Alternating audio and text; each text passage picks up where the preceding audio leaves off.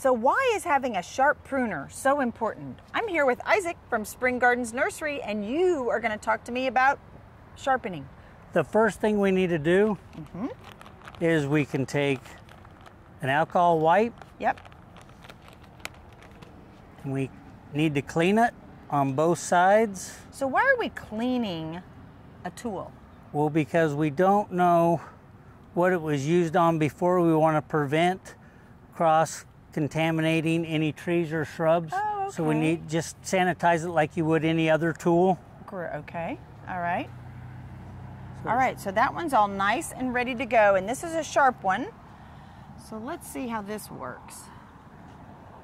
Let's snip it off. Nice. All Nice right. smooth cut. You don't have any jagged edges. Right. Now, And it doesn't tear, it cuts smooth. what if I don't have a tool that's sharp? This one you can almost see it's thicker at the end. No, So you what can is use different sharpeners. This is one of my favorite because it's nice and safe. It's got the guard on it. Okay, now do I clean it first? Yes. Okay, clean it first.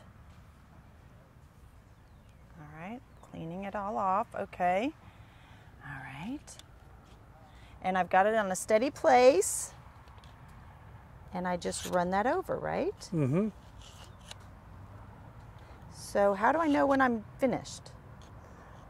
You can look and see, you can see like small little jagged edges. Yes, yes. And then you can see where it's nice and clean on the blade part. Great, so that one's ready to go. Yep. Awesome, well thank you very much. Yeah. Now we know how to clean and sharpen our pruning tools. Thanks very much from HomeShowGardenPros.com.